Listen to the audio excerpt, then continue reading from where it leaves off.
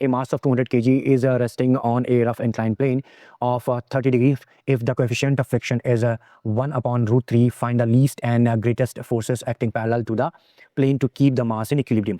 तो ये मेरे पास एक रफ इंक्लाइन प्लेन है, ये एक रफ इंक्लाइन प्लेन है जिसका थीटा जो है, theta is equal to 30 degree, ठीक है। अच्छा, अब यहाँ पर ये एक, इस पर एक मास रखा हुआ है, ठीक है, इस पर एक मास रखा हुआ है जो कि 200 kg का है, तो m is equal to 200 kg, ठीक है। अच्छा, अब देखिए यहाँ पर एक mg नीचे की तरफ काम कर रहा है, ठीक है, और एक r यहाँ इस सरफेस के द्वारा, सरफेस के परपेंडिकुलर लगाया जा रहा है, ठीक है। इस mg को हम दो कंपोनेंट्स में रिजॉल्व कर लेते हैं, ठीक है, एक ये हो गया और एक ये हो गया, ठीक है।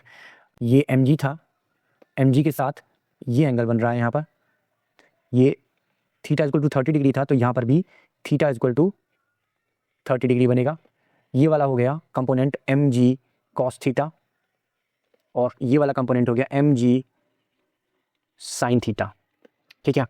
हमको थीटा दिया हुआ है 30 डिग्री एंड उसने हमको कोएफिशिएंट ऑफ फ्रिक्शन दिया हुआ है क्वेश्चन में 1 अपॉन रूट 3, ठीक है। अब हम यहाँ पर क्या करते हैं, हम यहाँ पर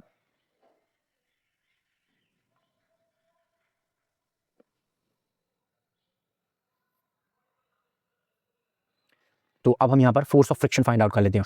देखिए फोर्स ऑफ फ्रिक्शन,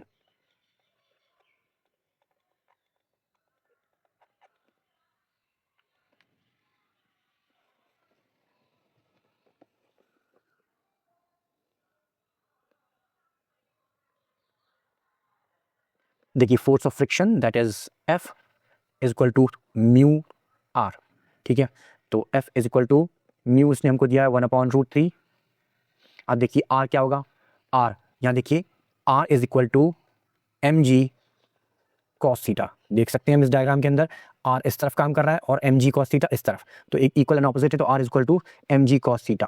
तो म्यू की वैल्यू हमने पुट कर ली, R that is mg cos theta, ठीक है। अब यहाँ पर बाकी वैल्यूज को भी पुट कर लेते हैं, 1 upon root 3, m that is 200 into g that is 9.8 cos 30, ठीक है। अब यहाँ पर f फाइंड आउट कर लेते हैं, f is equal to 1 upon root 3 200 into 9.8 cos 30, cos 30 का cos 30 होता है रूट 3/2, तो देखिए रूट 3 से root 3 cancel, 100, f is equal to 980 Newton.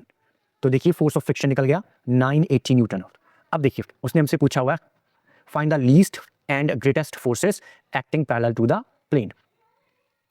अब देखिए उसने हमसे पूछा find the least and greatest forces acting parallel to the plane to keep the mass in equilibrium. तो अब हम क्या करते हैं, देखिए इसके हम दो केस बना लेते हैं, देखिए इसके हम दो केस बना लेते हैं। केस नंबर 1, तो सेम यहां पर हमारे पास ये 200 kg का मास यहां पर इंक्लाइन पर रखा हुआ है, ठीक है। यहां पर angle theta is equal to 30 degree, ठीक है। mg नीचे की तरफ काम कर रहा है, ये हो गया हमारा दो कंपोनेंट्स, यहां पर ये थीटा, तो ये वाला कंपोनेंट हो गया mg, ये वाला कंपोनेंट हो गया mg cos theta, mg sin theta, r इस डायरेक्शन में काम कर रहा है। तो देखिए हमने यहां पर एक फोर्स लगाया F1, ठीक है। If F1 is less than mg sin theta then block slides down. अब अगर ब्लॉक स्लाइड डाउन होगा तो उस केस में एक फ्रिक्शन का फोर्स, क्योंकि रफ सरफेस है तो एक फ्रिक्शन का फोर्स इस डायरेक्शन में काम करेगा, ठीक है, एक फ्रिक्शन का फोर्स इस डायरेक्शन में काम करेगा। तो अब इस केस में हम F1 को कैसे लिख सकते हैं, तो देखिए हम लिख सकते हैं mg, तो अब देखिए इस केस में हम इक्वेशंस कैसे बना सकते हैं, देखिए ध्यान से, mg sin theta will be equal to F1 plus F, and F1 जो होगा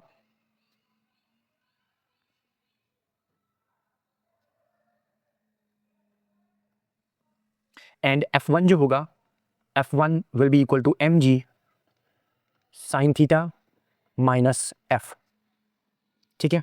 अब देखिए यहाँ पर हम कैलकुलेट कर लेते हैं इसको। F1 is equal to mg sine theta, mg sine theta को कैलकुलेट करते हैं। m that is 200, g that is 9.8 and sine theta that is sine 30 and f देखिए हमने ये निकाला था 980 न्यूटन, 980। तो यहाँ पर देखिए 200 इंटू 9.8, साइन 30 की value 1/2, 100, then it becomes 980 minus 980 is equal to 0। तो जो हमारा फर्स्ट केस था जिसमें कि वो हमसे पूछ रहा था least force to keep it equilibrium will be 0, ठीक है। अच्छा, अब सेकंड केस कर लेते हैं। यहाँ पर देखिए सेकंड केस यहां पर कर लेते हैं। सेम सिचुएशन होगी हमारे पास। ये एक ब्लॉक है यहां रखा हुआ है, इस पर mg नीचे की तरफ काम कर रहा है, r यहां ऊपर की तरफ काम कर रहा है। mg को दो कंपोनेंट्स में रिजॉल्व कर लिया, ठीक है। ये angle theta is equal to 30 degree है, तो ये एंगल भी theta is equal to 30 degree, ठीक है। ये वाला कंपोनेंट हो गया mg cos थीटा, और ये वाला कंपोनेंट हो गया mg sin थीटा। यहां तक तो हमने वही किया जो हमारा अब तक हम करते आए हैं, ठीक है। अब देखिए यहां पर, हमने एक F2 फोर्स इस डायरेक्शन में लगाया, और अब हमारा जो सेकंड केस है, हमारा if F2 is greater than mg sin theta. यदि F2 जो है वो mg sin थीटा से बड़ा है, उस केस में क्या होगा, एक फ्रिक्शन का फोर्स इस डायरेक्शन में, यानी कि ऊपर की तरफ जाएगा, ये ब्लॉक ऊपर की तरफ जाएगा, ठीक है। तो एक फ्रिक्शन का फोर्स इस डायरेक्शन में क्रिएट हो जाएगा F, ठीक है। तो अब हम क्या लिख सकते हैं, F2 is equal to mg sin theta, equate कर लेते हैं, mg sin theta plus F, ठीक है। F2 is equal to mg sin theta की वैल्यू देखिए हमने यहाँ पर, mg sin थीटा की वैल्यू यहाँ पर 980 निकाली थी, 980, एंड F की वैल्यू हमने ऑलरेडी 980 निकाल रखी है, प्लस 980। तो 980 को 980 के साथ ऐड करेंगे, then it would be 1960 newton. तो हमारे पास F2 जो कि ग्रेटेस्ट फोर्स था, दैट वुड बी 1960 न्यूटन। यदि आपको ये क्वेश्चन समझ में आया हो तो मेरे चैनल को सब्सक्राइब कीजिए, मेरे वीडियो को लाइक एंड शेयर कीजिए। Thank you for watching.